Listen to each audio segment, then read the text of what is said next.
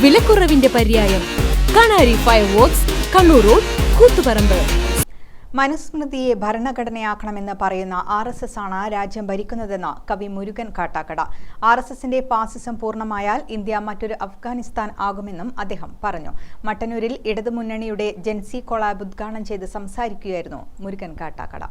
ഗാന്ധി രക്തസാക്ഷിയല്ല, പകരം മരിച്ചതാണെന്ന് പഠിപ്പിക്കുന്ന ചരിത്രമാണ് RSSന്റേത്. കേരളത്തിൽ ആ ചരിത്രം പഠിപ്പിക്കില്ല.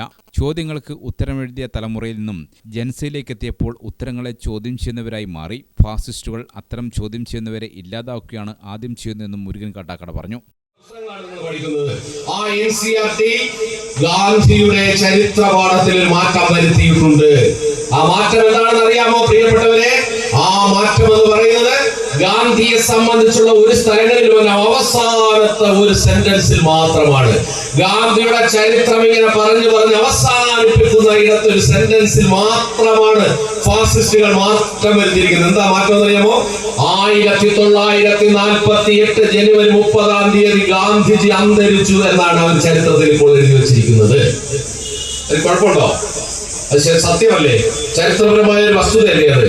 1948 ജനുവരി 30 ഗാന്ധിജി അന്തരിച്ചു. പുതിയ തലമുറയെ തെരഞ്ഞെടുപ്പ് പ്രചരണത്തിൽ സജീവമാക്കുന്നതിന്റെ ഭാഗമായാണ് ഇടതുമുന്നണി ജൻസി കൊളാബ് സംഘടിപ്പിച്ചത്. സ്ഥാനാർത്ഥി VK സനോജിന്റെ പ്രചരണാർത്ഥമായിരുന്നു ഇടത് വിദ്യാർത്ഥി സംഘടനാ കൂട്ടായ്മ LDSFന്റെ നേതൃത്വത്തിൽ പരിപാടി സംഘടിപ്പിച്ചത്. കുട്ടികളെ കയ്യിലെടുക്കാൻ പാട്ടും പാടിയാണ് മുരുകൻ കാട്ടാക്കട പോയത്. ചം ചം ചമുക്ക് ചമുക്ക് ചം ചം നീ പാടാതെ പാടുന്ന പാട്ടിൽ ഈ ചോളങ്ങൾ ചാഞ്ചാടും ചന്തം. ചം ചം ചമുക്ക് ചമു ചം ചം നീ നോക്കാതെ നോക്കുന്ന നേരം ഈ പൂവാതെ പൂക്കുന്ന ഗന്ധം. നിങ്ങൾ ന്യൂ ജെന്നാണെന്ന് എനിക്ക് തോന്നുന്നേ ഇല്ല, ജെൻസിയാണെന്ന് തോന്നുന്നേ ഇല്ല. നിങ്ങൾ 60 വയസ്സ് കഴിഞ്ഞാൽ ഒരു മുഖഭാവമാണ് എല്ലാവർക്കും. അനങ്ങുന്നില്ല, ഇങ്ങനെ ഇരിക്കുകയാണ്. അങ്ങനെയാണെങ്കിൽ ഞാൻ പ്രസംഗിച്ചത് എന്തായിരിക്കും? നിങ്ങൾ എന്തെങ്കിലും പ്രതികരിക്കും. ഇതിന്റെ കൂടെ ഒന്ന് കൈയടിച്ചു നോക്ക്. ചം ചം ചമുക്ക് ചമു ചം ചം നീ പാടാതെ പാടുന്ന പാട്ടിൽ ഈ ചോളങ്ങൾ ചാഞ്ചാടും ചന്തം.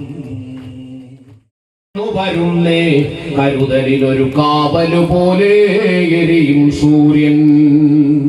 കനലെറിയും സമരപഥങ്ങൾ കയറി ഒരാളിന്നു വരുന്നേ കരുതലിനൊരു കാവലു പോലെ എരിയും സൂര്യൻ. നിവേദ്യ നാരായണൻ അധ്യക്ഷനായി. സിനിമാ താരം A Abhinand, M Ashwanth, M Ratheesh, NV Chandrababu, N Shajith എന്നിവർ സംസാരിച്ചു. ഗ്രാമിക ന്യൂസ്, മട്ടന്നൂർ.